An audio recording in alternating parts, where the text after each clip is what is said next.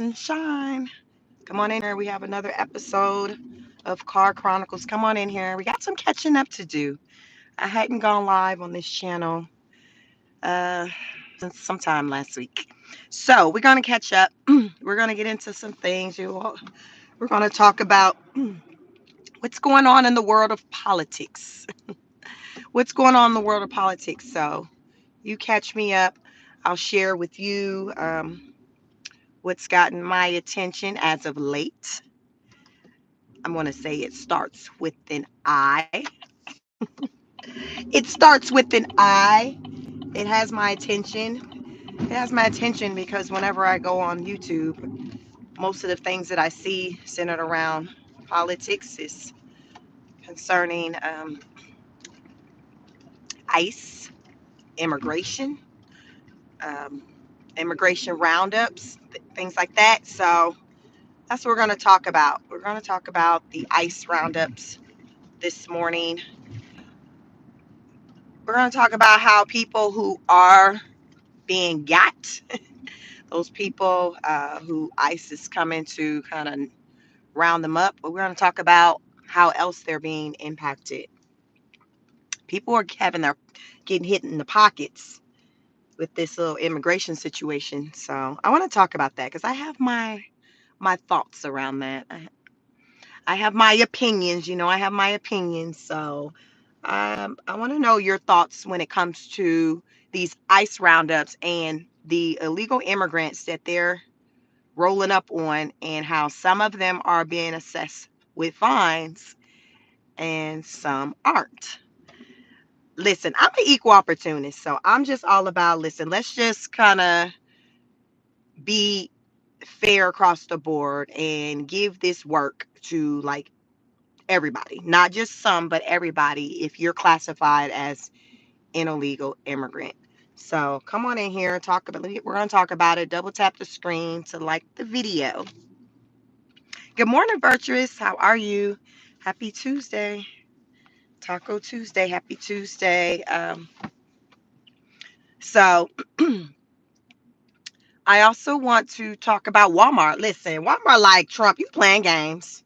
I don't know if you're trying to pocket watch and try to count our dollars, but what we not finna do, what we not finna do is be paying these doggone tariffs by ourselves. We gonna share the love. These tariffs getting moved to these what's these great value customers of ours. I don't know. I'm one of them ones. Where is the Great Value brand at? My husband hates Great Value. Where is the Great Value one? I need the Great Value one. So Walmart, like, listen, Trump, we ain't gonna be playing all these damn, sir, sir, sir.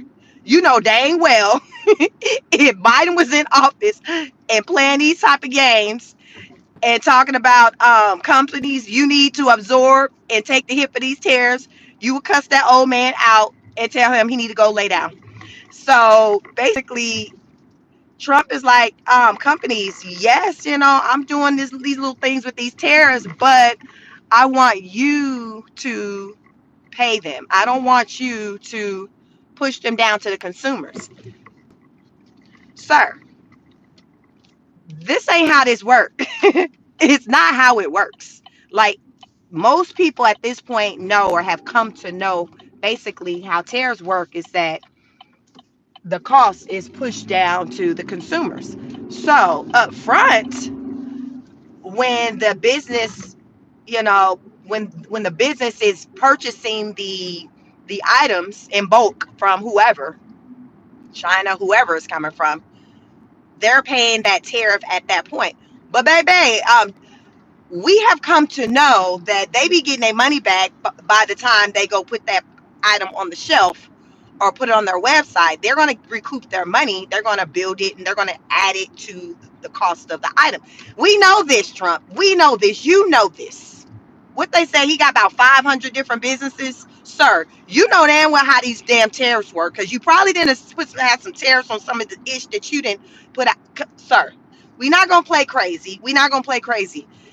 Me personally, I don't feel that just because it's Walmart or any company that they should be expected to absorb these tariffs.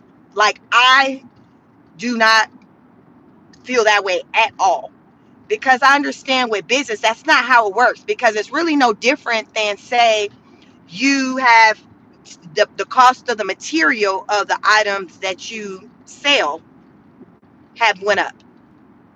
So what I've come to see just in business is that when that happens to businesses, the cost of their operations, the cost of the materials, things to start to increase. More often than not, we will see that in the pricing. Now, there are some companies who got it like that and who may be like, oh, it's a minimum price change. We'll take the hit. We can absorb it. But that's not a lot of businesses. That's not a lot of businesses. You got some, and Walmart may be one that financially they can, but they know, like, over time, that's going to be a lot of money. Like, it's going to dip into their bottom line to where they're going to lose over time, like billions of dollars. Like, them coins add up. They do. It might be down 30% from 145 to 30% for these tariffs that we had on China, but it adds up. It adds up. So I'm not mad at Walmart. Like, no, like, okay, we gonna go up on our. I'm not mad. I'm just saying I'm not mad at it because it's a business, and I've heard people talk about it to say, like, we know good and dang well, if it was Trump and this was popping off on some other leader's watch, he would be raising the cost of whatever he got going on and talking about, well, listen, the prices have gone up. The prices aren't the same. The prices have gone up. So that's what you're seeing. The economy it has shifted. It is shifting. So I just think that Trump right now, he he wants to move the world and make these changes with the use of tariffs. Okay. But he doesn't want to do it and then look like the bad guy, because consumers are like, yo, like, I already was struggling. So now I have to pay more on groceries because I was already saying groceries are already high as hell, which is why I voted show ads in there. So so he knows that it's not a good look, with basically what he talked about in the beginning, with lowering things to now with his whole tariff plan is making things go up. So if Walmart's saying, yo, I'm going to put it on the consumer, he knows that, oh, snap. Like, did I do that? Sir Steve Urkel? Yes, you did. Like, this is how this works. This is how this works. You can't think that you can impact China or whatever country with these tariffs and then the US, the American people, not get that work too. We're going to experience it too. We're going to experience it too. So you can't try to control these businesses and how they've handled their finances, because you're controlling the US with how you feel like we as a country should move. You're moving it, operating it like a business. Well, you can't control the people who own their businesses and how they operate their business. You can't shame everybody into operating their business the way you want them to operate their business. You can't. Because y'all remember I reported a few weeks ago, he did that with Amazon. Y'all, Amazon went on their website, they sure did. At checkout, you were going to see the cost of whatever that item was, and then it was also a separate line for tariffs. So y'all know normally when you go check out, you're going to see the cost of the product. You're going to see your taxes. If you got shipping, you're going to see that. Well, Amazon added another category where you were able to see the cost of the tariffs.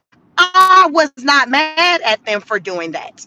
I personally feel like when it comes to these tariffs, it should be transparency for us to see what portion of the cost of this item that we're saying we're wanting to purchase has tariffs attached on it. Therefore, we can make the best decision, the best decision for us, because we may not want it anymore if we see that, okay, of the $100, 15, 20 of it is for tariffs. We might be like, I'll move around. I'll wait. Oh wait, but Trump though he doesn't want. It's like he knows that we know tariffs is a thing, but he don't want us to see it in black and white, as though it makes a damn. It don't make no difference. A thing is still a thing, whether you call it a thing or you don't. It is still there, sir. It is still there. We are not crazy. I know the American people, we ain't got the best grades out of all the nations in the world. But then we ain't the dumbest either. We're not the dumbest either. So it's almost like he doesn't want it to just be blatant to us, but though he wants it to be kind of subtle where we know it exists, but we can't kind of understand or see how it exists. Don't be playing with me. That's playing on the intelligence of the people. You trying to play crazy. To get mad at these companies that come out to say, hey, I'm not raising prices because I want to. I'm doing it because these tariffs. And now you want to get mad at them for doing that.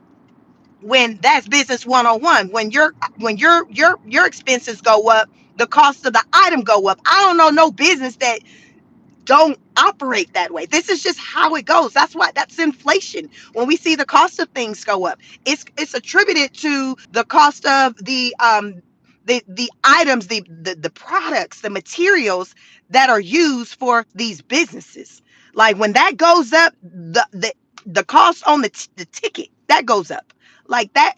This is how this ish work. Like you don't need a business degree even to know, like, this is just how this ish work. And sir, you know good and dang well this is how this works. That's all a part of what's rolled up into inflation. It's a domino effect. When this right here goes up, guess what? This is going to go up. That go up, this is going to go up. Y'all see how this thing work? That's how it works.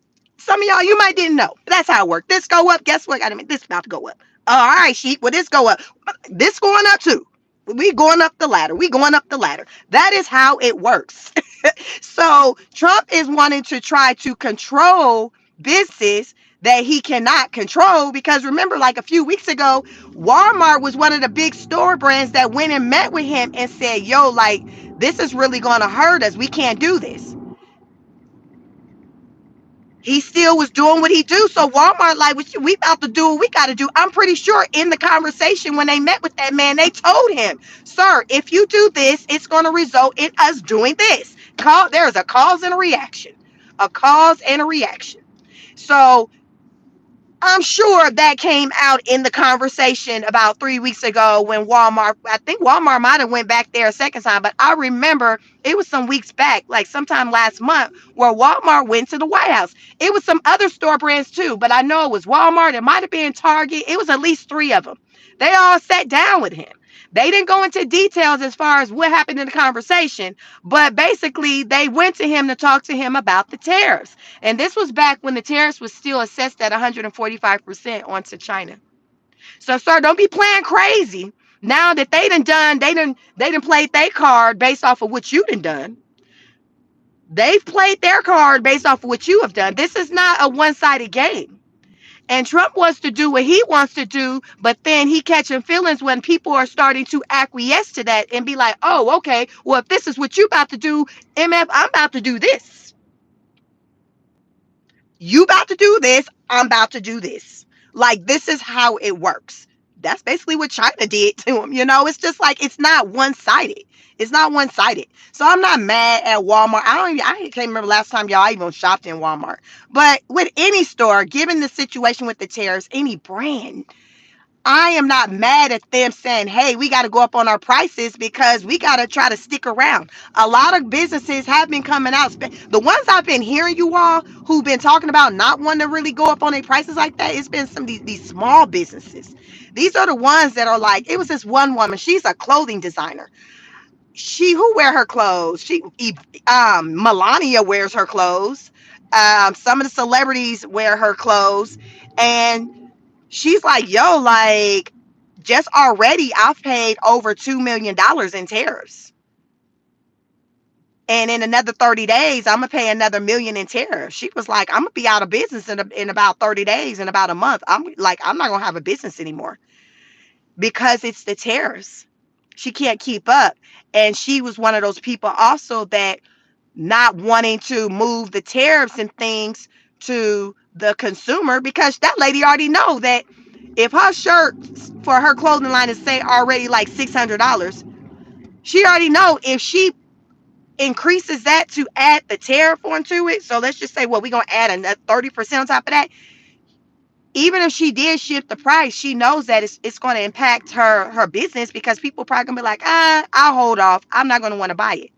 So that's true, the motivation of why people don't want to increase their prices, because they know you there's going to be a good number of people who are going to be like, I'll pass. I'll wait. So instead of that, instead of stopping the business, they're like, okay, let me just eat this cost right now as long as I can.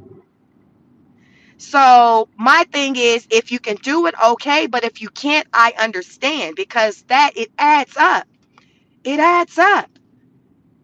And Trump, it's like he just wanted his way. Like, I want these tariffs to exist, but companies, I want you all to absorb all these tariffs, and then somehow the American people, like, is it even possible for us as consumers, regular everyday people, to not be impacted by these tariffs that have to pay on it? Like, sir, you can't control everything.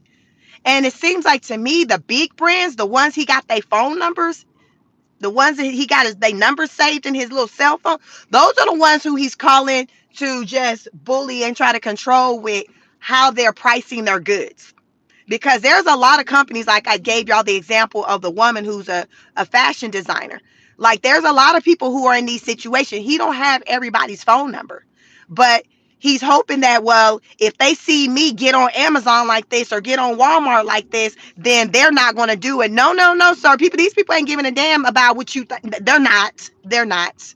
They're not. They're trying to survive and keep their business around, just like anybody else. They're doing what they got to do. So if they have to raise the prices to stay in business, they got to do what they got to do.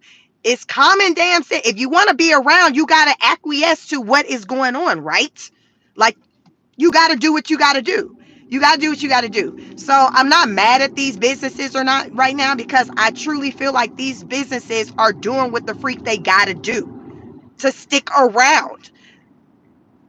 They got to do what they got to do, sir. Like, everybody is out. It's like right now, it's like everybody's like out for self. Everybody, because Trump, like, you saying you got to do what you got to do. It's just the way it is. So nobody else can have that same sentiment. Are you the only one that's allowed to have the sentiment of it's just how it is? It's just got to be. When MF Walmart, like, it's got. This is how it got to be too. This is how it has to be too, President Trump.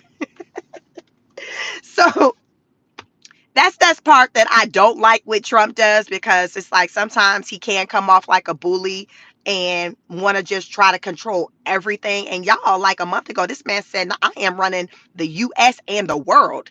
He said, listen, he went on record and said, you know what, this time around, y'all, I'm running the US and the world. Like, and like, he really feel like this is what he's doing, which is how he can pick up the phone, call Bezos, call whoever's over Walmart, and tell them how he feels about their pricing. Sir, if you don't have several seats, you need to have a seat. You need to have a seat. You doing too much. Running this country has nothing to do with you inserting yourself in how somebody's running their business. You can't dictate. Okay, you done already dictated and said, okay, if you go outside, I'm gonna do this, I'm gonna do that. You already dictate, you already doing that. But then you can't also dictate how somebody responds to you by you coming at them like the way you're coming at. Like, you can't dictate how somebody responds. That's the thing. Like, you all use the example. You hit somebody. You can't dictate how hard they hit you back. It's just the way it is. You can't be like on somewhere, I ain't hit you that hard. Like that, you can't do that. You hit somebody, they gonna hit you back. So keep your hands to yourself. Stop picking.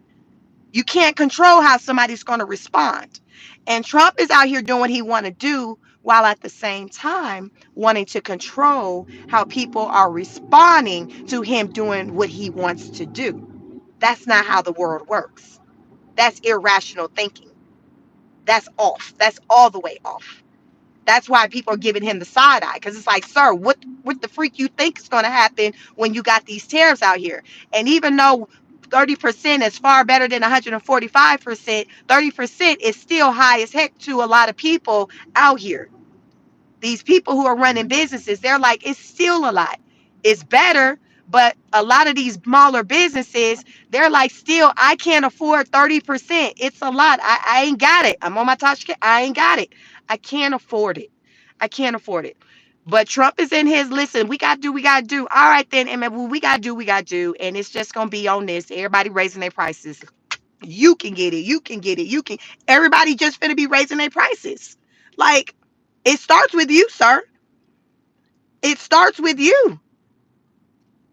It starts with you. You can't say, okay, I got to raise these tariffs because I got to force these people to come do business within the U.S. But then the businesses that are already in the U.S. are struggling and now having to lay people off, and then or have now having to increase their prices, and then you snap on them for them reacting to the ish that you got popping off.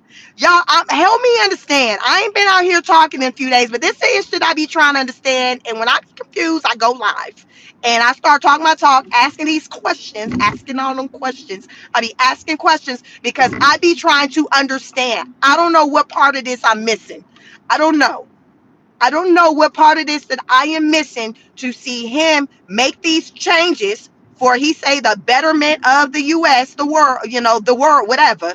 But then he get in his feelings when people move around and react to what it is that he's doing. Well, sir, like, this is to be expected. This is to be expected. I don't know what to tell you other than this is to be expected. There's a lot of companies right now. People have talked about, like, in their businesses, the beauty supply stores, like small businesses, they're going to have to go up on their prices. Everybody cannot afford to take on the tariffs.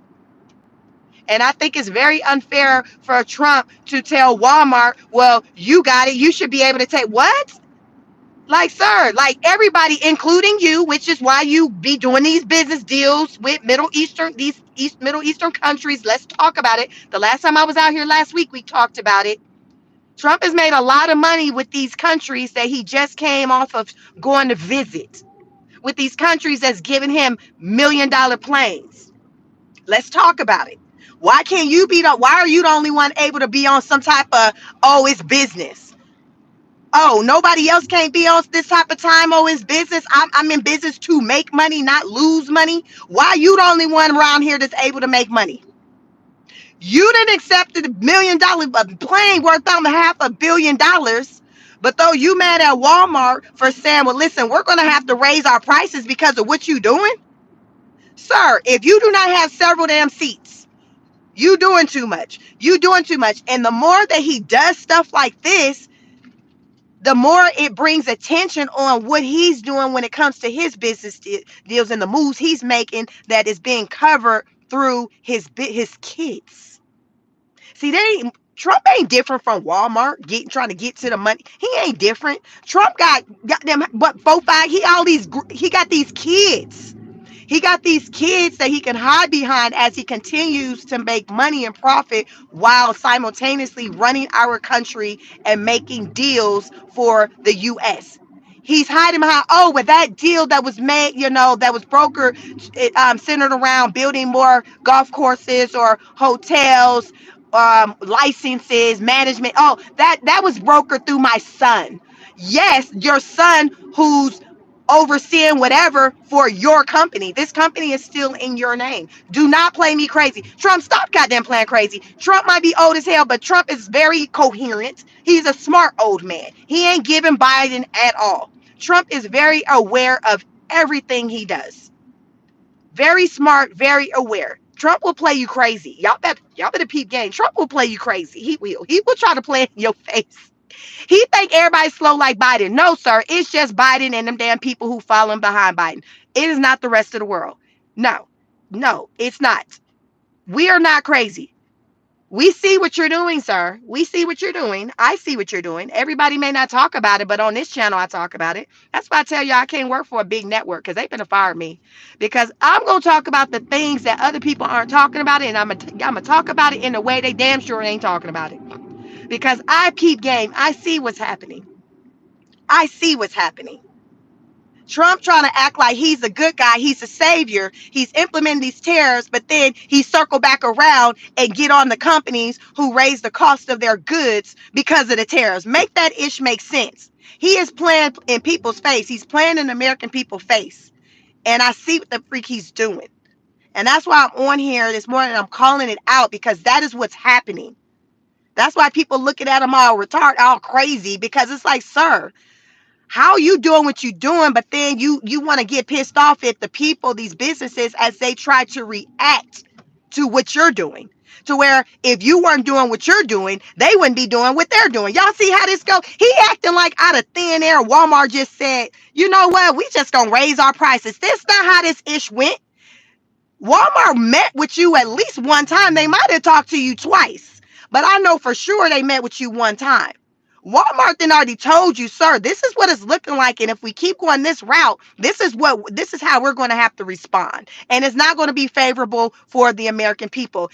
Yeah, I'm not going to sit here and act like that. These people, when they met with this man, they didn't kick it to him like that, because it's just logical. If you got a business and you're going to meet with him to talk about the impact of your business because of what he's doing, you're going to lay it out. You're going to say, this is where we are. This is our bottom line right now. With these tariffs, if we take on this cost, this is the amount that we're going to lose. If we continue to lose that over time, we all going to be on Section 8, trying to get this Section 8 that you're trying to get rid of.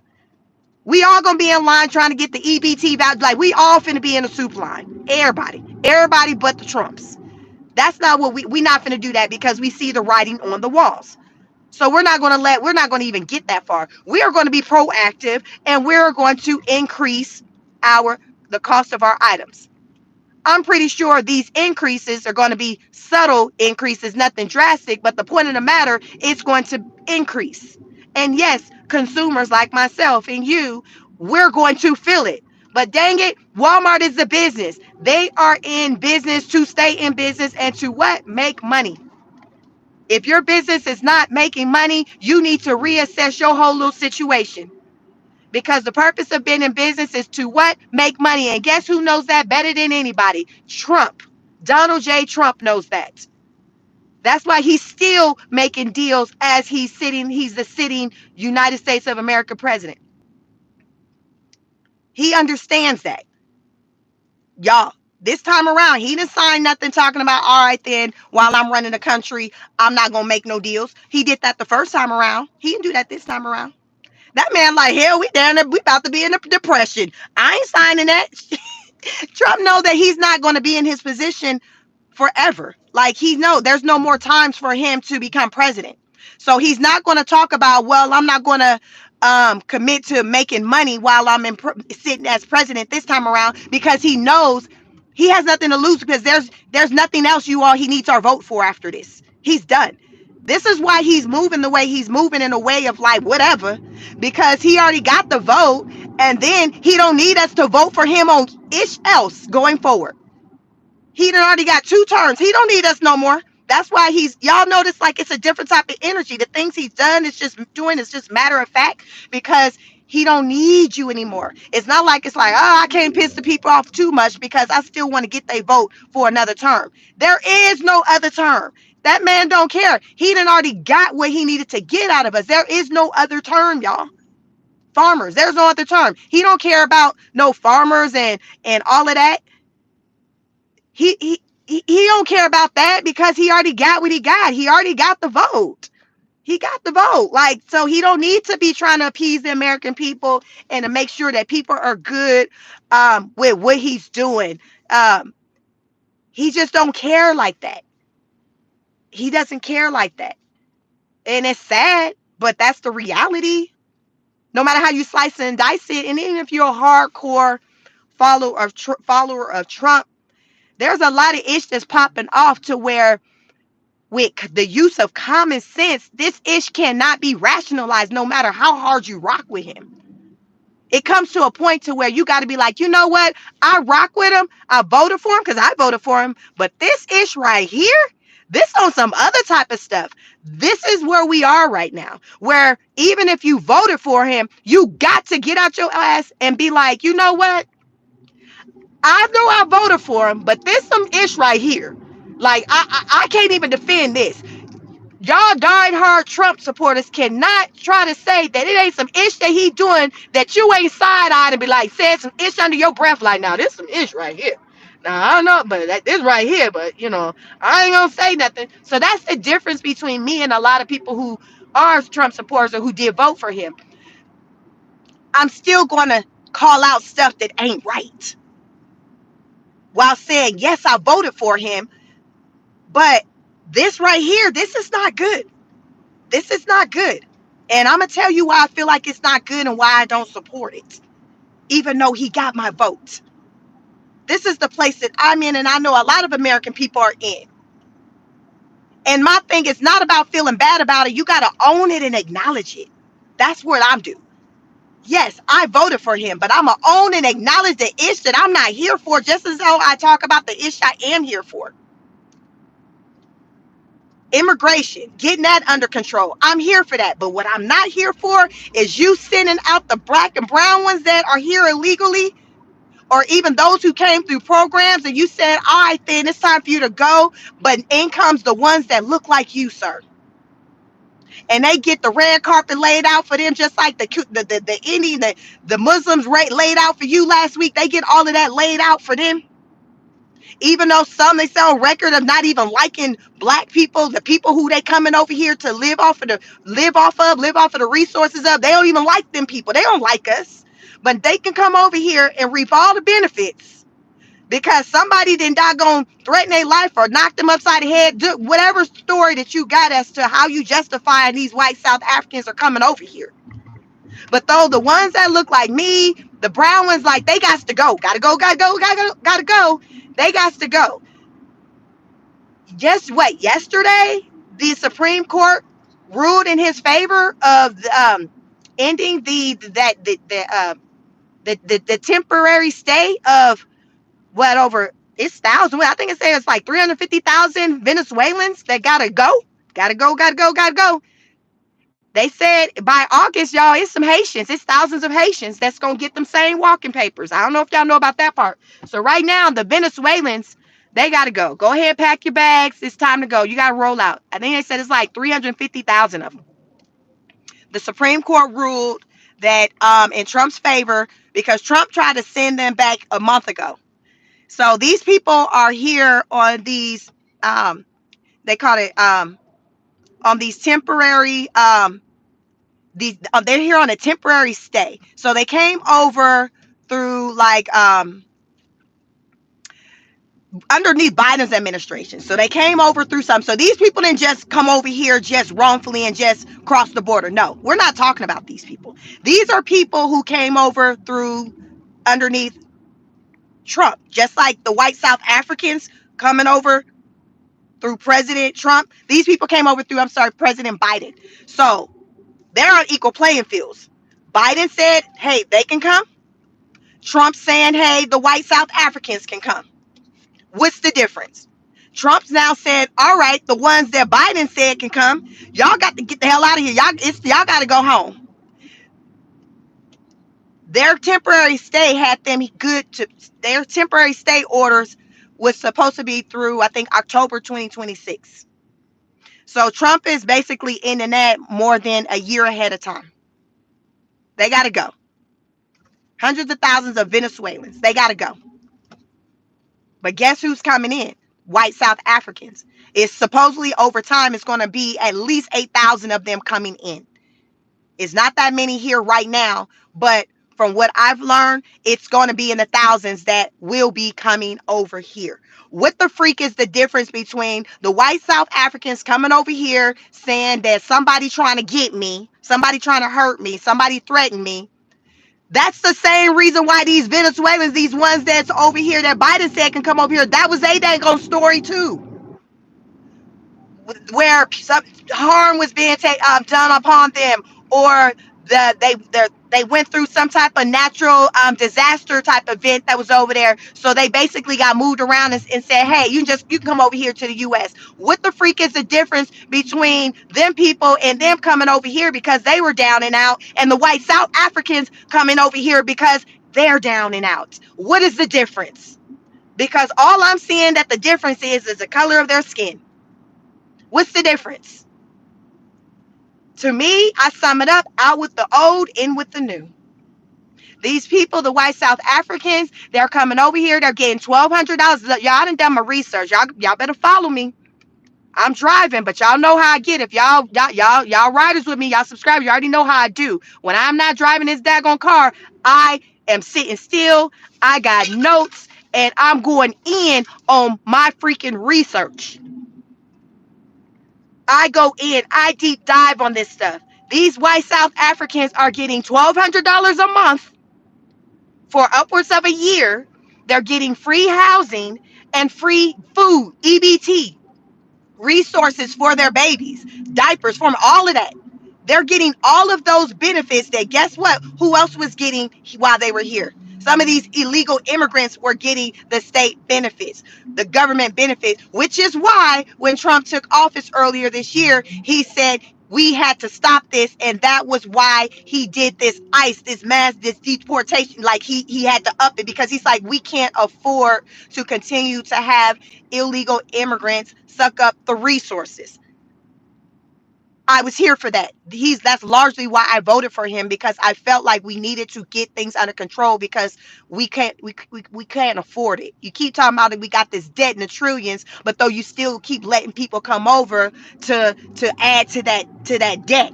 But though the American people, the taxpayers, we're the ones you're looking at when it's time for the monthly bill to be due.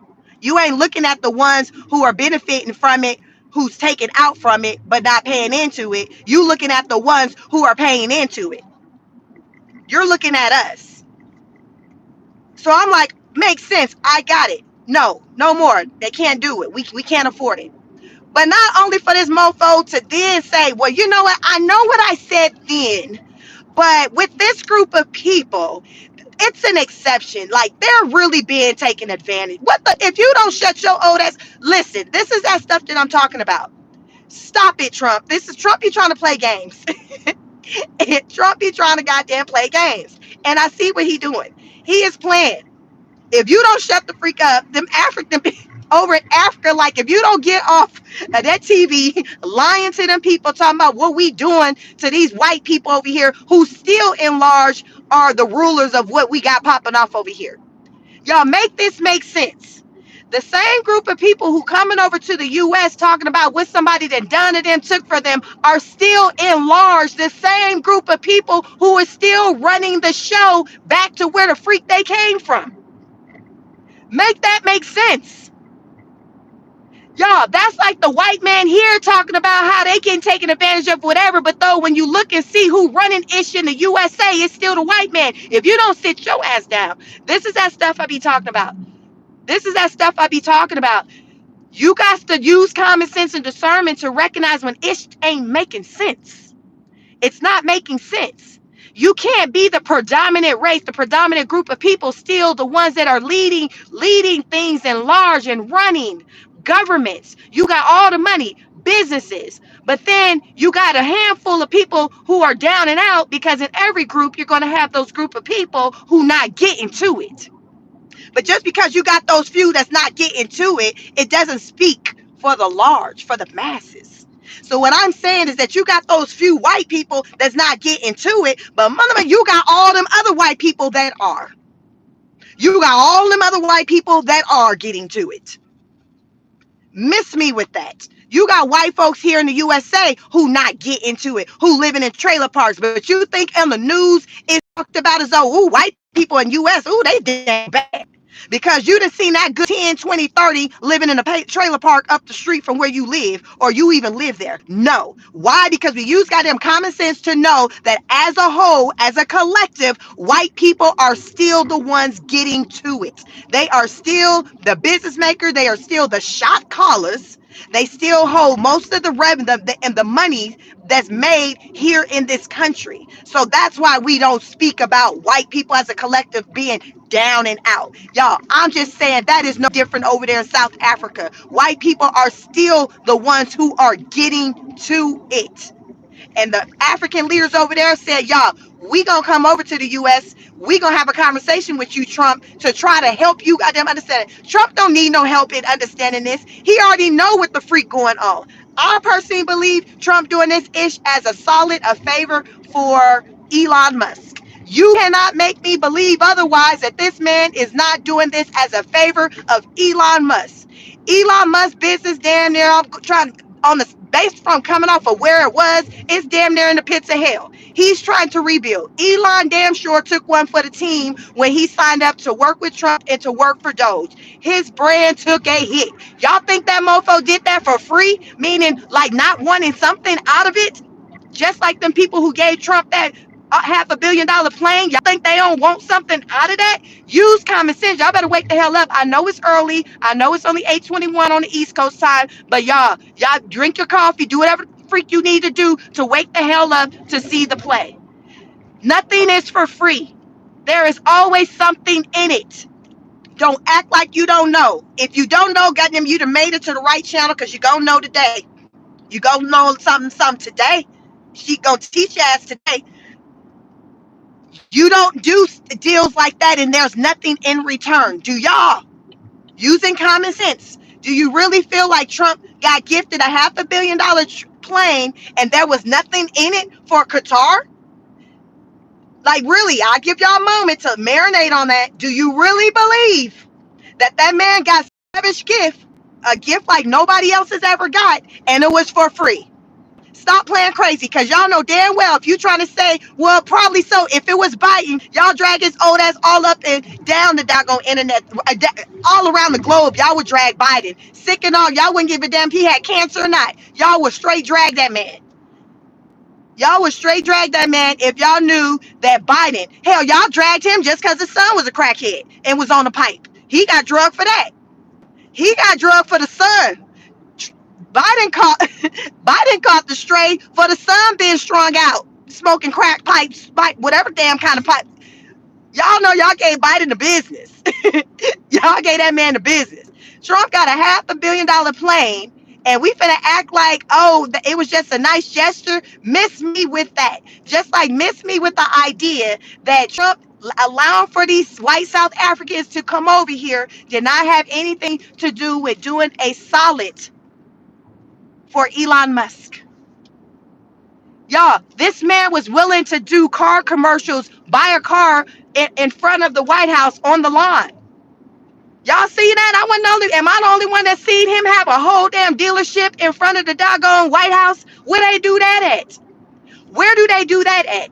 That's what it looks like when somebody is trying to pay you for it. Do you a solid because of what you done? That is what it looks like. He did that because he felt bad, like, oh shit, like Elon business doing bad. All right, well, let me just try to entice people to buy these damn cars that not even that long ago he was telling people. Trump was the one telling people not too long ago, what it was probably about 4 years ago, to not even, like, he thought it was stupid. EV vehicles was stupid. Y'all remember that? Trump was, when he wasn't like team Elon or Elon wasn't team Trump, Trump would like low key just talk bad about Elon's business and saying like, damn, like he just was not speaking favorably for electric vehicles. Now fast forward, he got the whole damn man fleet on the daggone grass at the White House, and then he trying to decide on which one he gonna buy. And the one he committed to buy conveniently was the cheapest one because he had the price tags on the cars that was on the line. And I remember the one that he took a liking for, it was the cheapest one out of the vehicles that was there. That man didn't want to doggone buy that car. He bought the cheapest one.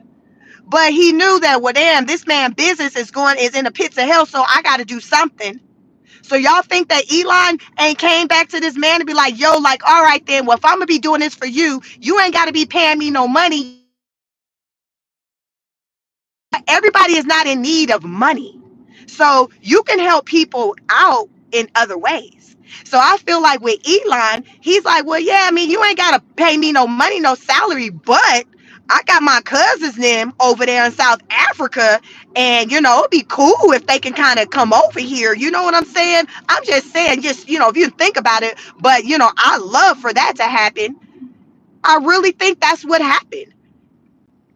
I really think that's what happened because there's nothing else that makes sense as to why Trump can rationalize or think that it's okay for these people to be able to come over here, the white South Africans to be able to come over here and get all these resources and jump the line for citizenship.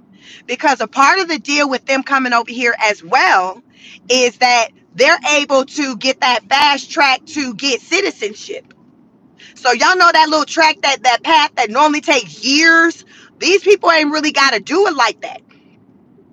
Everything for them, it's expedited. It's on a different type of level. So I see things for what they are. These are my opinions. That's why this is my channel, and I'm out here talking my talk because I don't see any other way to view it than what it is. Y'all know that it's bad. Even the doggone the white church folks call it. They said, y'all seen on the news that the church people, the people who normally the church apostles, the people who normally be helping, y'all know y'all had them church organizations that help a lot of like the refugees and all of that. The organizations. One of them was sitting that sat out with Al Sharpton. I said, Lord, not Al. I don't even like Al. But I wanted to hear what the guy had to say. But basically, these white folks, these white men, talking about hell no, we ain't helping these white South Africans because we see what it is. Now, y'all, if the white man ain't even playing crazy, the white man ain't even playing crazy. The white American man see what the freak it is. They were like, no. One of them straight out said, no, it's definitely given that it's racist. It's just definitely given that they're able to come over here because they're white. That was a different one. I heard him speak maybe like a week ago. This one, this morning, it was a different one that was talking with Al Sharpton. But these men are like, yo, we are not helping these people out, giving them these resources. We're not doing that because we do not view them as legit refugees.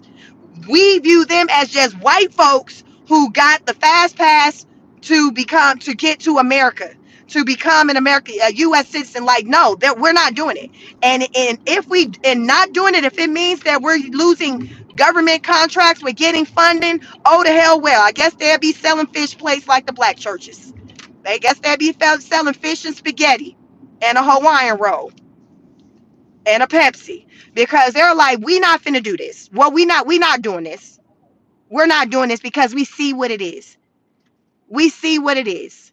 There's nothing that you said that has these people to be better, worse off than the people who you've already put on hold to be able to come over here, or the people who are over here who you're saying, hey, you need to go back home, regardless of what the circumstances was that you were running from. You don't care about none of that because why? You said we ain't got it. We ain't got it. All right, then, player. We ain't got it. That's I'm an equal opportunist across the board. We don't have it. We don't have it across the board. How about that? How about that? So meanwhile, we got this popping off, and then you got illegal immigrants talking about, well, I just got a letter talking about I owe nearing $2 million in fees and fines because I overstayed here in the U.S. Now the problem I have with that, so let me paint the story of what happened with this woman. This woman came some years ago, early 2000s. They told her, she was told how long she was supposed to stay. She overstayed. She didn't go to her immigration meeting. Fast forward to today. She's claiming she did not know that every day that she overstayed, she was being fined $500 a day. Child, as of the day they was doing that report, it was at like 1.8 million. And the bill was still growing. Because why? Because she's still here. She's still here. So every day that she's here, she's been fined $500. Now, here's the problem I have with that. If that is something that's assessed for every illegal immigrant that's here across the board, and you're able to tell on record how long they've been here, and you want to assess a fine to them, okay. But to cherry pick and it only apply to certain people, that's the problem I have. Again, where's the consistency? Don't pick a here, okay, you got the bill, you don't got the bill, I just want you to go home. No, be consistent. Either there's a fine or there isn't. And where the freak she's supposed to get $2 million? You just gonna put it on record? Oh, well, you got $2 million bill, even though it ain't gonna get paid, but you just gonna have it on record. This is that issue that I'm talking about. But meanwhile, we got white South Africans coming over here and able to utilize these resources. Get the helping hand. Likely get land, because what I also learned since I've last talked to you all is there's this program out there centered around like land and farmland. So I think the way the program works is like you have these farmers that lose their land. So when they lose it, because you're losing your land, like when you can't afford the upkeep, you lose it. You can't afford it, so you lose it. So there's this organization or whatever, they'll come in and be like, kind of like, think about like a house that go into foreclosure. You can't pay your taxes, and somebody, you got people who benefit, who make money. That's their business, to just swoop in and to just acquire your property because you can't afford it anymore. They're not stealing it from you. It's just like, well, you can't afford it anymore. I can, so I'll take it off your hands. So think about farmland being like that. So you have farmland like that. So then there's this organizations that has like this farmland. Y'all, how about I just learned JD Vance is like an investor into this company that's there that acquires the farmland. So remember all these damn farmers who was out there voting for Trump, who were talking about losing their farmland and how they can't afford to keep up because, for one, the workers then got rounded up. They ain't showing up to work because either they've been they already in the ICE detention center, or they running and hiding like them people who done broke out the damn Louisiana jail. Folks just hiding. Everybody just hiding right now. They just hiding. They probably together somewhere. Everybody just hiding out. So they ain't got no workers to work the land. They're not getting the funding. They're not getting the funding that they need to continue to kind of keep up the upkeep for the farmland. So guess what happens? You lose it. So this organization, I can't think of the name of it right now. You all can look into it. You can type in on the internet, JD Vance link to farmland organization. It's gonna come up because he's invested $65,000 into this company. JD Vance, the vice president, JD Vance, he's invested $65,000 into this company. Now, JD does not deny being an investor. What JD is saying was, listen, I work with, so think about, so those of you who invest, and if you don't, let me help you understand. So a lot of times you'll have a company, like say, who do we use? But like, you'll have an investment company, and you pay them to invest your money into different places. So you got ABC Investment Company. So you're like, okay, ABC Investment Company, I got 100,000. I want to invest money somewhere. So the investors over there at ABC Investment Company be like, all right, bet. Well, let's have a conversation. And in the conversation, they'll talk about like recommendations that they, will make as far as where they think maybe you should invest your funds. That's kind of how it goes. So basically, JD Vance paid his money to ABC investors. ABC investors then invested $65,000 into this organization that acquires farmland from like farmers who lose their land. So when they said, well, JD, what's going on here? How are you investing in this organization that acquires land, the farmland that's lost by these farmers? And y'all know they losing it largely since y'all been in office. What's going on? He said, well, I just invested my money with ABC Farmland, and how they how they invest my money, I ain't got nothing to do with that. Anybody who know it just a little bit about investment, that's not really how that works. The investment company will make recommendations to you, but you're not blindly, you don't know where your money is going. Like, that's just not what you're doing. Very few people, probably inexperienced, don't really understand where their money going. But remember, I say rich always know where they know where every quarter is. The rich, they follow their money. That's the one thing about people with money. They know where their money is being spent. They're wise about their money. It's the people, the broke folks, the one who just don't watch their money to be like, shit, man, I done ran through $20,000. I don't even know what the hell I did with it. That is not what you're going to hear. Someone who regularly gets to the money. You're not going to hear that. They're gonna be able to like, shit, I can tell you where everything went. I know where my money years ago. Oprah said, always sign your checks. That was something she said she learned early on in her career. She signs off on every check. That means she knows where all her money is going. She's not going to be caught up in a situation where my taxes, bills wouldn't get paid, whatever, because she was looking for somebody else in her camp to take care of this, and that. She's like, no, you need to handle your business. You need to be engaged. You need to be a part of what's going on. You need to know what is going on at all times, regardless of what you got going on. Make time to know what's going on with your money, with your affairs. So this man, this millionaire, JD Vance, tried to say, well, yeah, I mean, I invested my money. I gave ABC, investments to 65,000, but how they chose to invest the money, I ain't got nothing to do with that. So if they chose to invest it in that organization that acquires farmland or whatever from the farmers who lost their land, then I mean that's just what they did. That didn't have nothing to do with me. You are MF and lie. Don't play crazy like you didn't know these people was investing your money over there, because y'all had whole conversations about that. Y'all had conversations about where your money was going to be going. Stop it, I say, stop it. But that's what he's doing.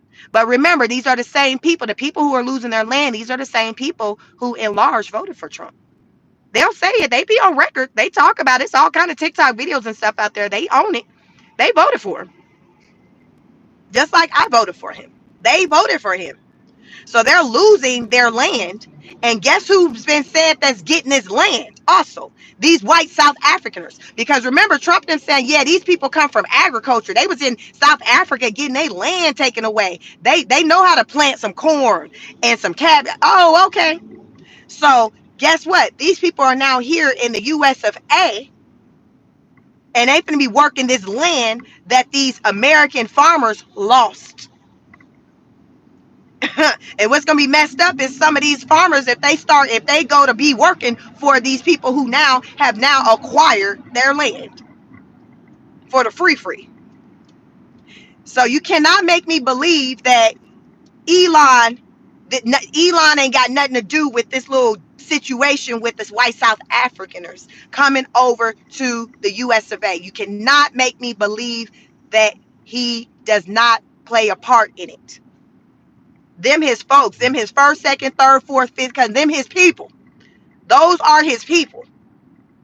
Those are his people, and there are more to come. The first flight that got flew out, it was about 50 of them, but it has been said that it's going to be in the thousands, at least about 8,000. And what I have read for myself is that in South Africa, there's hundreds of thousands, no, they said there's tens of thousands of them who have signed up on the list. I call it the new Section 8 list. The Section 8 list for South Africa is tens of thousands of people who has their name on the list, where they've raised their hand saying, I want to go to the U.S. Hell, who wouldn't? I want that. If you over there and you've been treated like you not up here, like back at the height with the apartheid and how the white people who used to be over there running stuff, if you're not living like that no more, and you can come to the USA and live like that again, like you did pre the whole apartheid situation, hell yeah, they gonna come over here, because they want to go back to being able to be elevated, because some of them, they don't feel they're not elevated over there anymore. They in the I watched a whole documentary a couple of weeks ago.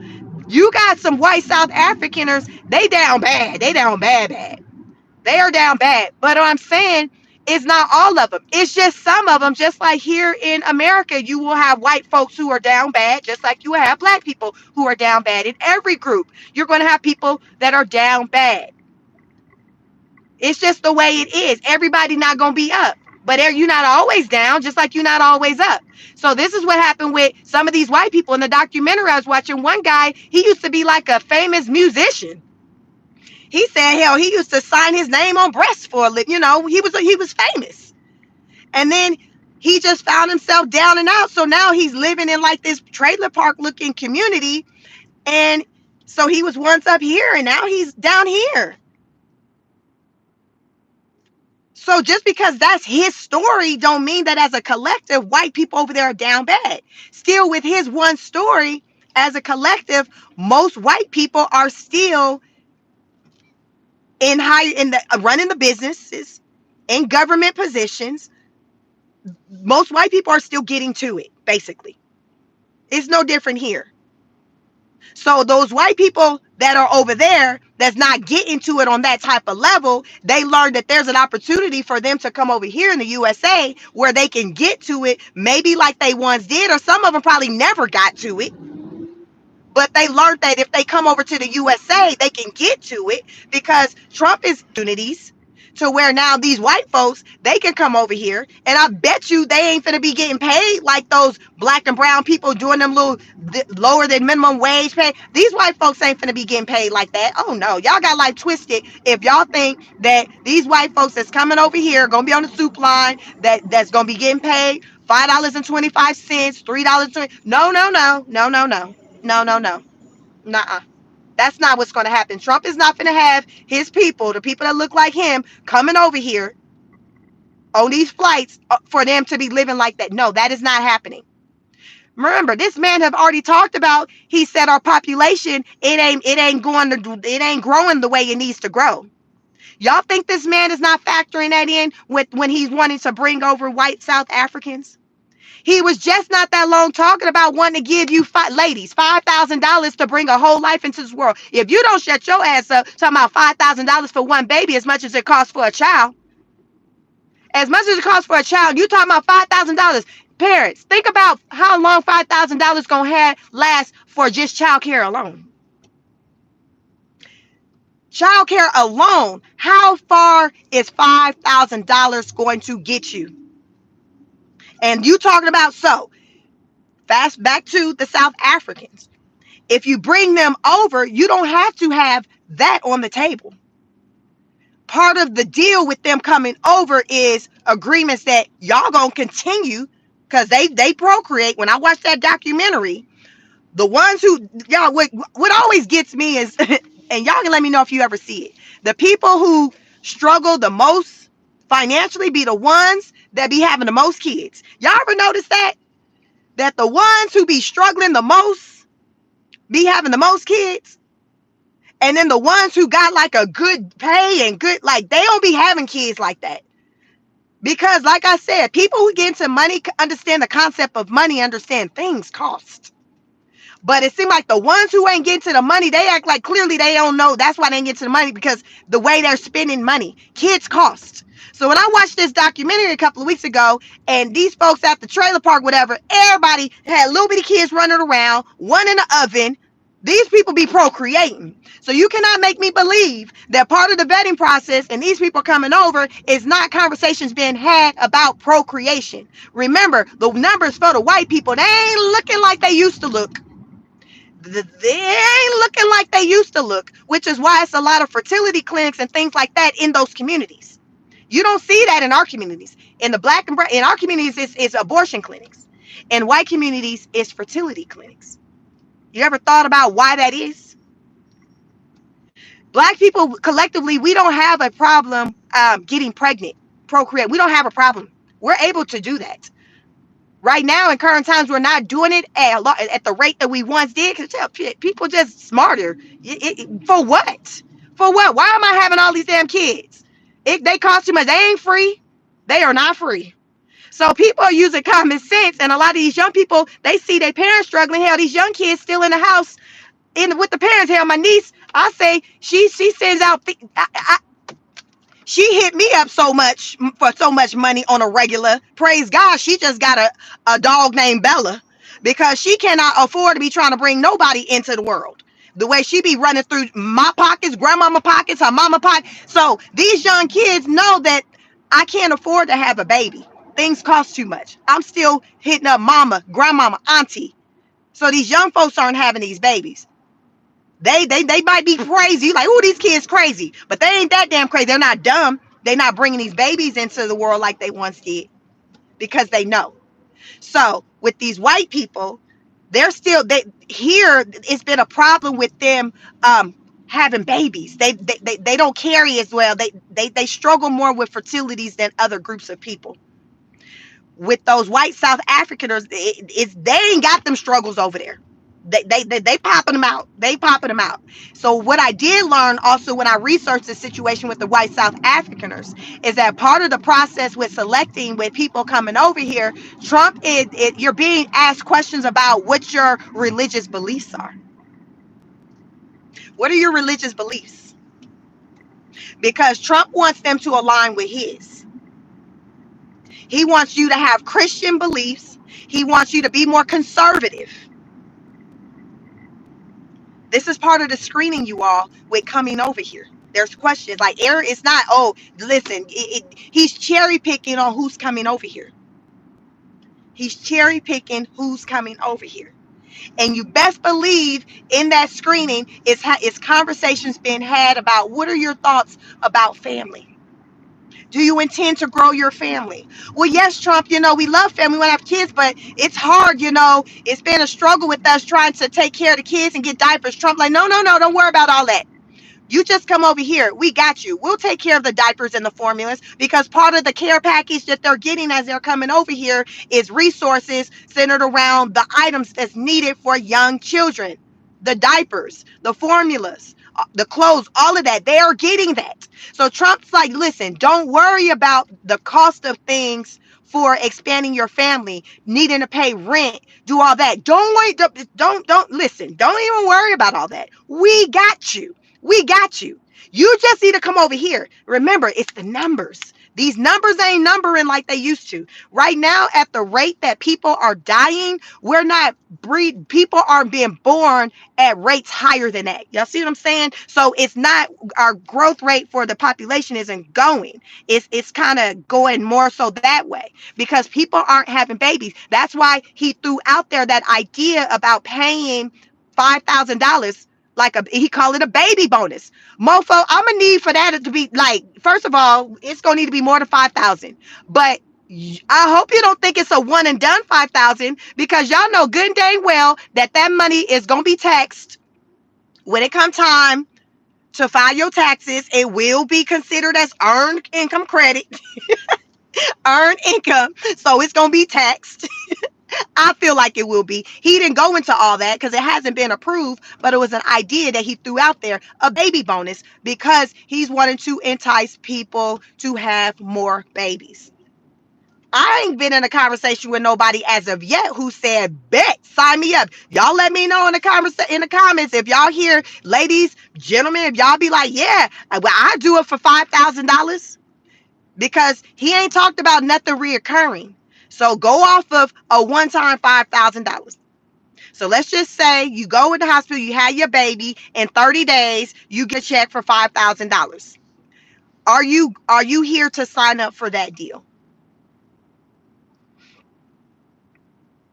Universal income gonna be needed soon. It sure is.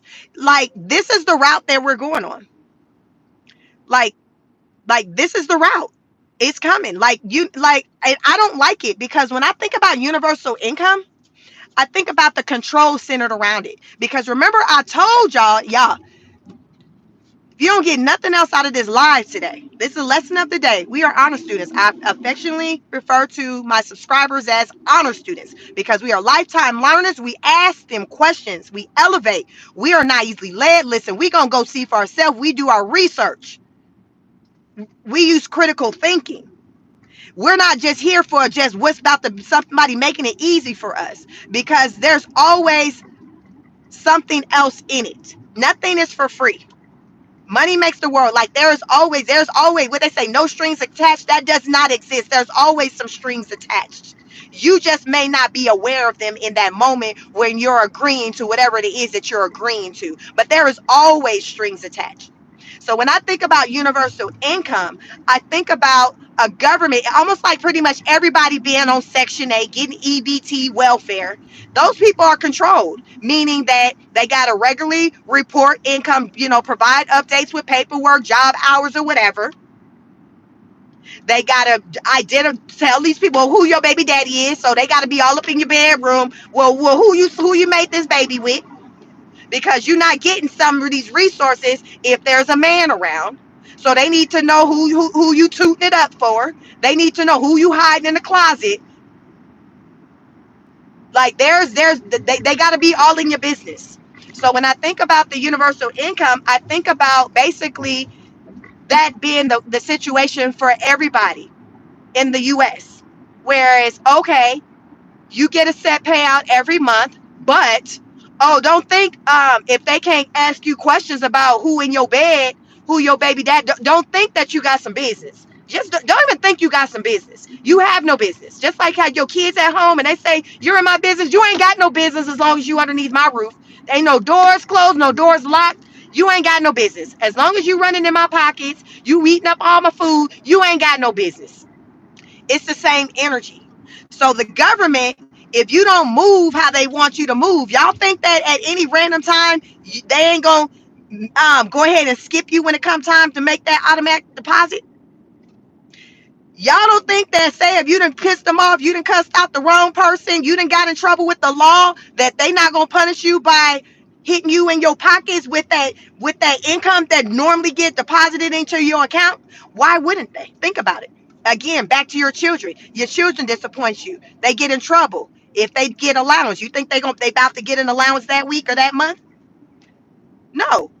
You want to be mouthy. Oh, okay. You sure got a lot to say. All right, then we going to the house. Hell no, you ain't going to the movies with you. Ain't doing nothing. It's the same energy. So everybody gonna be getting sunned because now Daddy, Uncle Sam, Daddy is gonna be able to run the show. Oh, you think you want to go to the movies to see that latest Michael B. Jordan movie? You done this when you ain't getting no deposit this week. That's how I think about universal income. I would rather, as I'm doing right now, driving into the office, go to work and know that I'm working as hard as I choose to. And as a result of that, my money, I'm being paid accordingly. So if I want to work hard, I'm going to get to the money. If I don't, okay, money going to be a little light this month. But it's based off of me and my efforts, not somebody else. And okay, if I piss them off or okay, they didn't like what I said. No, that's not a situation that any of you should want to be on, that dependency. You should want to be independent to where you don't want somebody to be able to dangle something over your head like, okay, like Diddy was able to do with Cassie. Well, if you don't do this, you ain't gonna get your money for your rent. You ain't gonna get that. Nobody, I don't want that lifestyle for anybody.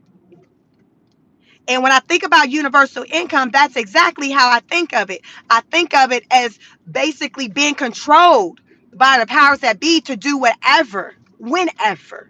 And if you don't, literally we turning your water off. Literally, you ain't gonna eat tonight. That type of control. Nobody should want to be under that type of control by anybody. A person, a company, an organization, nothing. That's no. And that's the way that things would be with a universal income type situation. It'll be the control. How many of y'all are aware of, like, or have seen in movies? I've seen it a lot in movies, especially with the I can't think of the series, but maybe Jason Bourne. I think the Jason Bourne movies. I love that, those movies, Jason Bourne, where the people will be in and out of the cities, and then the law enforcement or the government, they can tap into all the cameras that's everywhere all over the city or that country, and they can do the ID and see. Do y'all know that same type of science was used to capture um one of the, I remember, so Friday, you all, it was 10 inmates that broke out of a jail in New Orleans. Now let me paint the picture, y'all. The 10 men, they all band together and took apart the toilet bowl. Y'all know the toilet bowl. They went into the handicap. Like I never even knew that they had a handicap. But dang crazy, I ain't never been nobody jail. But apparently, I guess to be in compliance with the disabled, they went into the cell for I guess for the handicap for the disabled. So there's a toilet in there. Child, they done took the toilet apart and pulled it off the wall, and then they squeezed through there, and that's how they broke free. And so if some of y'all was wondering how the hell they got out, that's what they did. So that means they had some tools, because there wasn't nobody Debo and strength was like that to be able to move the toilet off the wall. So that's going into inside job. This is how they broke out. So they broke out. They started working, doing that maybe about 12:30. They band together. Listen, teamwork make the dream work. Teamwork make the dream work. So the group of them started about 12:30. Started just making it do what it do. They got the toilet off the wall. They got it off the wall. So now it has this hole. The hole leads to outside, because if there's a toilet, it's connected to something that's going to lead outside. So the hole led outside. That's how they were able to get away. So it took about 35 minutes, about 30 minutes for them to work through that, because they left out about a little after 1 o'clock in the morning, Friday. They done got out. They done crossed the highway and everything. The highways, the byways, they done crossed everything. Now, it was about 8:30 that the staff took notice that all 10 of them was gone. 8:30 a.m. So I told y'all they left, they got out after they finished prying off the toilet about after so let's just say about 1:15. 1:15 a.m. 8:30 a.m. is when it was realized that them mofos was gone. 8:30. So they had a good little 7.5 hour jump start to get the hell away. Where would you be if you done broke away and you had about a 7 to 8 hour jump start on whoever would be trying to come after you? So y'all, you in New Orleans, think about what you near. Where would you be in 7 hours? Well, let me tell you where goddamn some of them was at. Some of them was in the inner district, in the downtown. They like, I'm going into the city. And so when you out there in the city, in the parks, I don't know what you call that part. I can't remember what you call that part where just the inner city part. They walking like the hell. They didn't just break out of jail and the state ain't looking for them. They just walking. Cameras. Remember, I used Jason Bourne as an example where you watch movies and there's cameras everywhere. The use of these cameras, they can ID you, just like in the movies. I talk about on my channels. If you're new to my channel, I talk about how the things we see in movies, it's able to be done in real life. A lot of times it's about preparing you, programming.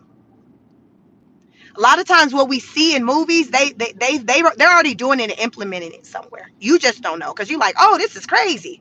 But you don't know. There is programming. And I always say, refer back to when you were a kid watching the cartoon, The Jetsons, and how everything was centered around like technology and electronics. The Jetsons. Think about the Jetsons at that time. Look up what year it came out, what was available to us, and what we were seeing in that cartoon. And now think about in current times, what we have today versus what we were seeing in the Jetsons. So it's programming. So the cameras, the technology of the cameras that are able to ID us. This is how they caught up with like two of them, like some of the inmates. It was two of them that they showed on this camera. One of them was just like walking like he just on the strip at Vegas, ain't cognizant of nothing, cameras or nothing. Then there was one who had his hood kind of down, like he was aware, like, okay, it might be can't let me. But the use of the technology, the cameras, is what helped to capture at least one of the inmates. So it sparked the conversation around like, wow, what else are these cameras able to do? What are they used for? Because I also learned over the weekend that They are going to, I'm not quite sure, I can't remember what state they're about to implement. I think this was centered around Atlanta, but they're going to have drones in the air that's going to be able to look at your phone while you're in the car and read your text messages. So let me, again, technology. Right now, there are drones. I think the story was centered around Atlanta, but there will be, and you look into this, anything you all hear me talk about, go do your homework, look into it for yourselves. So there's going to be some drones in the sky that will have the ability to zoom in and to see what is on your phone. And I believe the way they're rationalizing as to why they're doing it is because they want to make sure that you're not distracted while driving. So the drone will be able to, with the cameras, it will be able to hone in onto the screen of your phone. That's coming. Look into it. I just learned that. AI is here. And I talk about all the time on my channel to where many people don't like it. They're afraid of it, but it's here and it's not going anywhere. And it's the way of the future. It's the way of the future. And to be honest, low key, I really don't know what jobs are going to be exempt from it. I don't know what jobs are going to be exempt from it because there's so many ways that you can utilize AI when you think about in restaurants. Like I've experienced being in a restaurant and a robot coming up, like being a server to the table. Like I've experienced that. What I have not experienced is being in a car, a car where there's no driver. That's a thing too. And Lyft this summer is going to be introducing, I think they call them the autonomous cars. So it's not going to be a driver. So over the summer in Atlanta, Lyft is going to introduce that experience.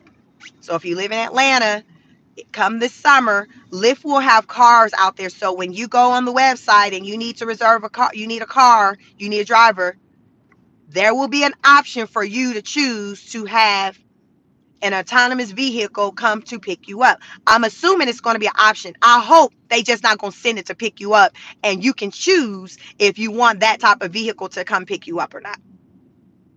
I hope, because I didn't see them spell that part out. They just said that come this summer, they will have the autonomous vehicles. I covered it. I had a whole live where I went into detail about it, the type of car, all of that. I covered it. Look at some of my other videos, y'all. I be talking about, I be getting to it.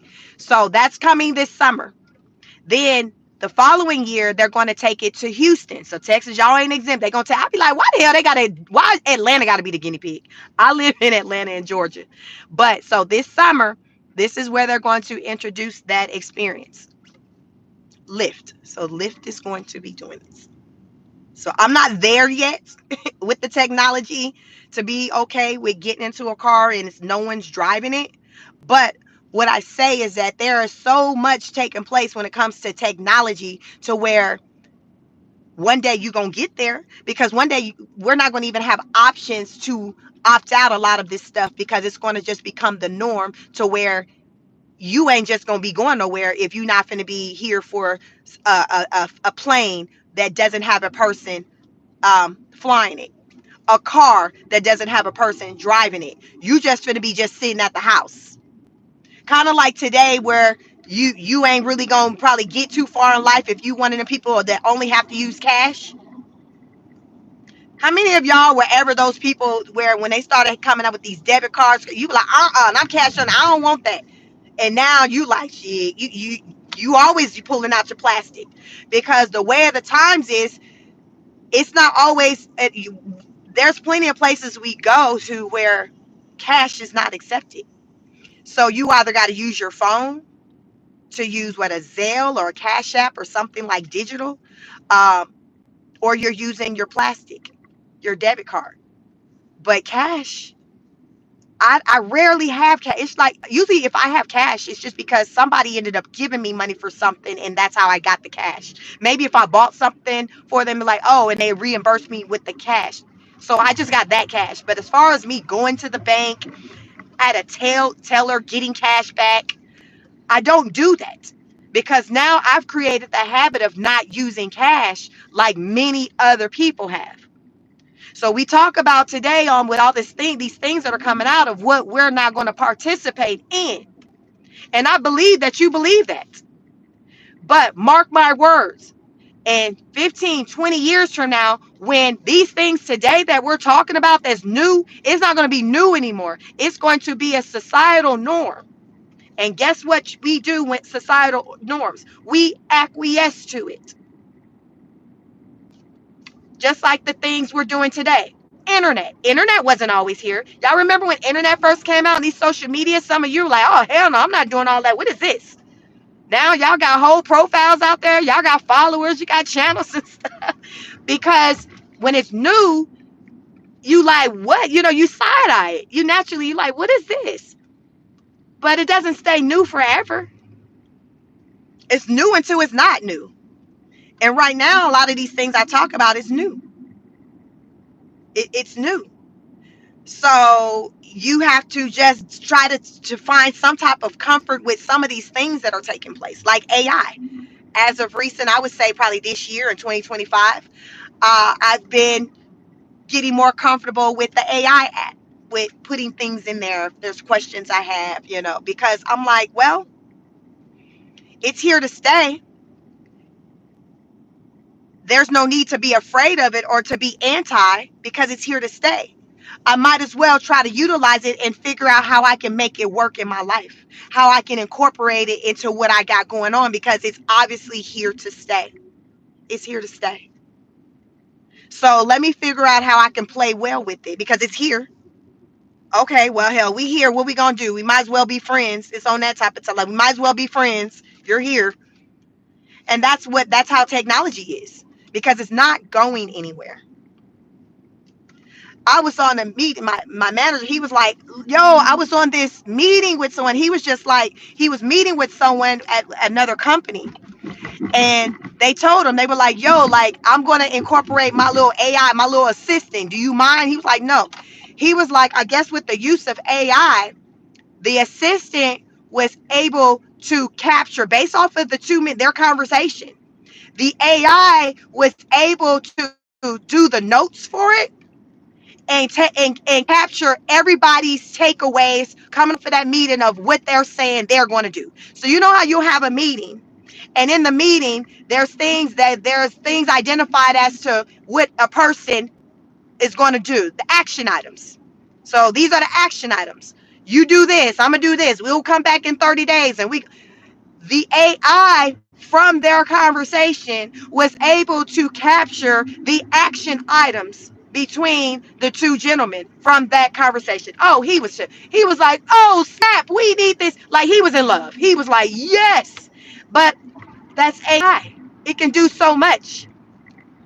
It can do so much. And the way it's initially pushed is, oh, it's here to make your life easier.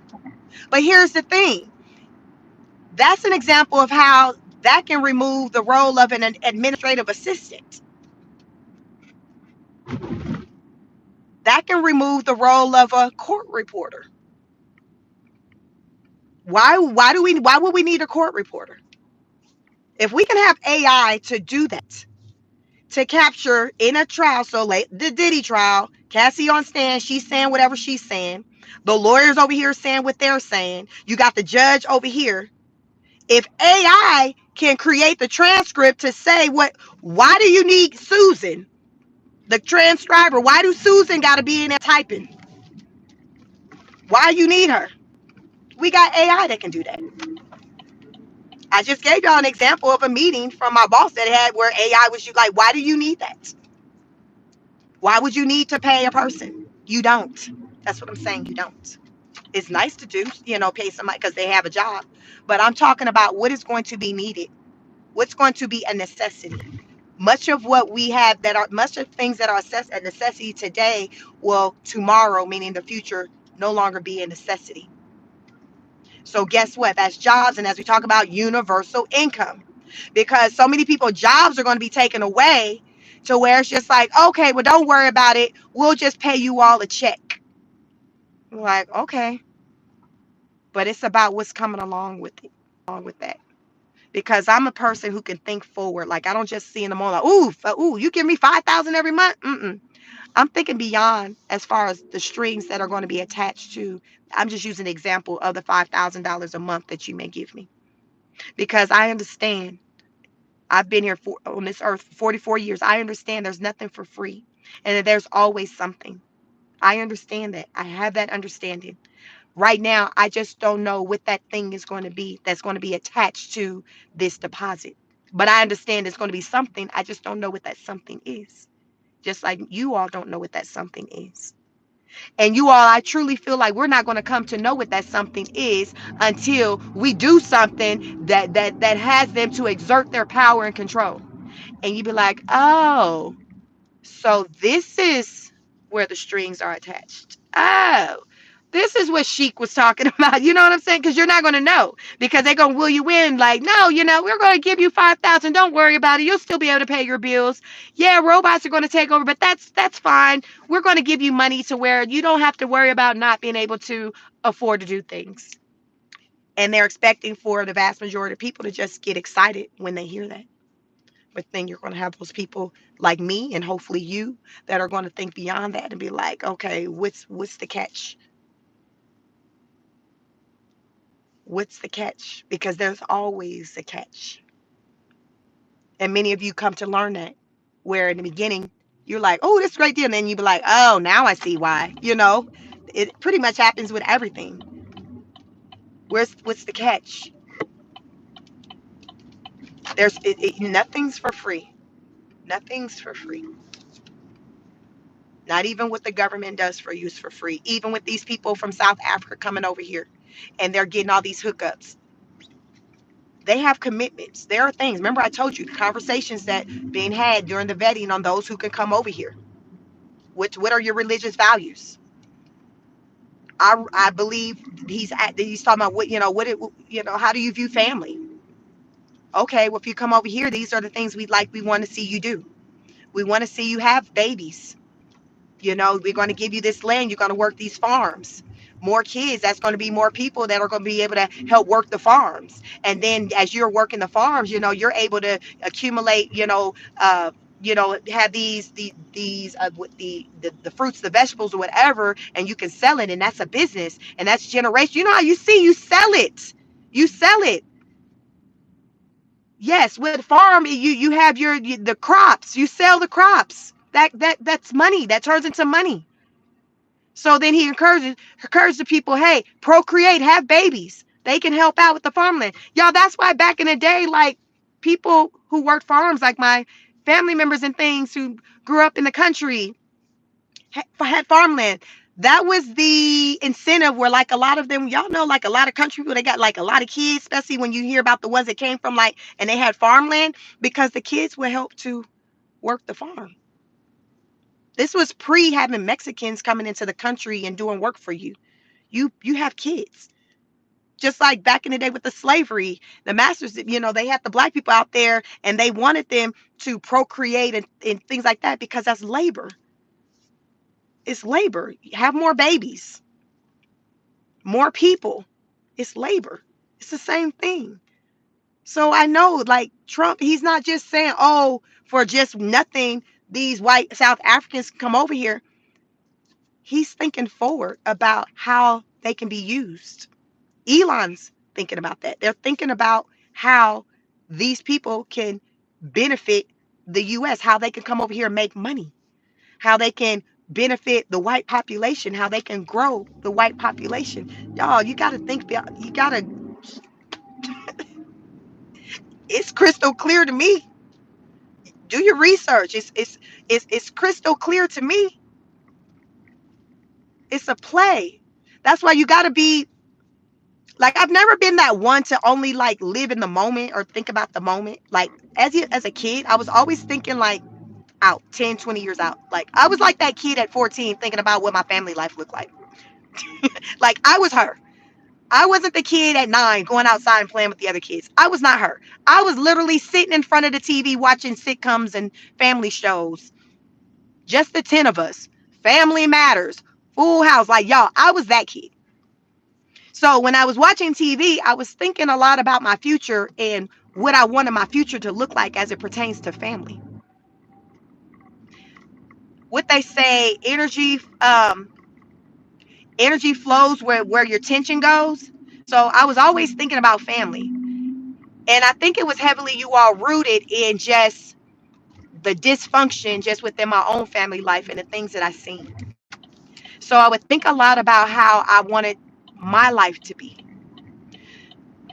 I saw that what I saw on TV and the nuclear family with the mom, the dad, the children, where the, biological, married parents, biological children between the couple, like that wasn't my situation. I had a stepfather early on. But I would think about that. And I would think about how I wanted my life to look, which was like a lot of like, TV. You're a kid. You don't know, it's like it's TV, but you're like, oh, I want the family life. So I would think about that. So as I became older and it came time to like, picking life partners and things like that, it was important for me to align myself with someone who had similar values and like who wanted the same things. So I got married. I got married at 23. You all, I'm 44. I've been married over 20 years. I'm like a dinosaur when it comes to married life. October, I'll be married 21 years and I'm only 44 years old. But I'm telling y'all, I was so hooked on family. I, this was what I thought about. I thought about what my family life looked like more so than like career. That was me as a kid. I didn't know really what I wanted to do for a job, but I knew I wanted to have this nuclear family, and that was where my attention went. So that's what my life looks like. So I have, job, degrees. I have all of that, but it came later after I got married. I got the education and all of that after I married, had kids, created my family. But my family was like where my attention was. Like I just wanted this family. And so that's where my attention was. And that's what I got. So, so it is real that, that based off of where your energy, what you think about, like that's pretty much kind of how things can play out. So if you think a lot about family, like, okay, you'll see things start to kind of line up centered around that. So that's what happened with me. So I'm a forward thinker. I'm always thinking about the future. So as I talk about these politics and things that are playing out, I still do that. I think about, okay, as a result of what's happening today, the outcome of it all. I can see it because it's a habit of me to kind of be forward thinking. I'm a preparer. I'm a planner. I'm one of those. I don't do things knee jerk. The only thing y'all see me probably do out here knee jerk is go live on this damn channel because I rarely schedule a video. I go live. I just go live. I used to, but I don't do it anymore. Now I just go live. But like the outside of as a content creator, like everything else is like it's very planned and strategic, And my zodiac, I'm a Scorpio, so Scorpio through and through. So I'm very kind of 0 to 10. So with this content, I just pop out on y'all. But with everything else in my life, it's just very strategic. Very strategic. So I'm a strategist. I'm a strategist. So when I see these plays that Trump is doing, I'm thinking beyond. I'm like, okay, I see. I see. I see what's going on. I'm gonna come out here on my channel and I'm gonna talk to the people and I'm gonna let them know what I see. And I want to know what they see. But y'all, this is what I see. Y'all let me know what you see. I've arrived. I've arrived. Thank y'all for riding along with me. I'm gonna try to get through some of these comments. It's so many. Y'all like and share the video. Subscribe. Become an honor student. So when you subscribe to my channel, you're an honor student. When you become a member, a paid member, join my membership for $2.99. We got the Temu prices, $2.99. You become a political honor student and your name will show up in chat in color, and I prioritize your comments, all of that. So that's a perk of being a channel member, so I can read your comments, because a lot of times it'd be like a lot of comments in the video, in the chat, and I try to get through them, but I can't get through all of them. But some of my content, like I am stationary, where I'm sitting and I'm just deep diving, and I got like these notes from my research, and I'm just going in. And then I have my series, the Car Chronicles, where as I'm driving into the office, which I do like a couple of days a week, usually Tuesdays and Wednesdays, I'll just talk my talk about what's going on out here in these political streets. And so, with that, I'm just kind of going off of just my memory of the things that I've learned that's going on. So, I don't have all the details in front of me. But I do also walk and talks where I really deep dive and go to a lot of things. So it's pretty fun over here. It's just different ways you'll just see me show up. But nonetheless, it's always just a high energy where I'm just saying, oh, listen here, listen here, listen here. You're going to always get that energy from me. So if you are here for any of that, definitely subscribe. Make sure you have your notification bell on so you know when I go live. Good morning. Good morning to everyone. My awesome moms, virtuous woman, Dr. J. Were you both holding it down? Hopefully, Simply Living is one of my channel members. Even with the privacy screen on the phone. Yes, Simply Living. That's what they say with the drone in the air. It's going to be able to read the messaging, the things on your phone. So I just learned this. I think over the weekend, or it might have been yesterday. I was listening to some because y'all move around. I'll be all over just listening to um, content centered just around politics. So here's the thing. I have two channels. So I hadn't been on this channel probably since like last maybe Wednesday.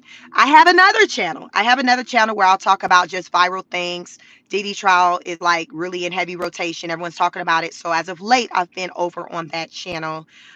Providing updates and things pertaining to what's going on there. So if you're ever wondering where I'm at, try check me out on my other channel. Follow me over there, Chic Speaks. This is my second channel, Chic Speaks on It. This is actually the newer channel, but it's grown to become my larger channel because I was spending so much time over here. So over the weekend, I showed my other channel some love, and I had to pop out on them over there. So now it's like trying to kind of juggle between the two. But I just want to keep the type of content I do separate between the channels. So this was kind of more like my political channel, and then the other one is just like just all the other madness that's going on, in the world or whatever. So if you're interested in hearing me talk about just other stuff as well, follow me on my other channel, which is Chic Speaks. So it's just CHIC Speaks, SPEAKS. This is Chic Speaks on It, which you're watching me right now from. So you got two channels, same energy, same person, different topics. Um, Virtuous said, when you know, pay attention. Dee Dee said, didn't a couple of them apply for food stamps? So here's the thing, even with these South Africans, they ain't even really be having to apply for stuff. Like, this is part of like what they get. So with them coming over here, it's just like, hey, when you come over here, this is what you're eligible for. Now, they probably got to go through that process with applying, but they're already kind of told like, hey, this is what comes with it when you come over here. So it's going to be housing, $1,200 cash, and this is for a year. For a year, they'll be like like I said, these deposits. Y'all remember we was getting them stimulus checks back when Biden was here? Yes, we need those again. But basically, think about the stimulus in every month. Can you imagine every month getting that stimulus? So this is what the white South Africans they're able to get. They're able to get y'all. It's a lot.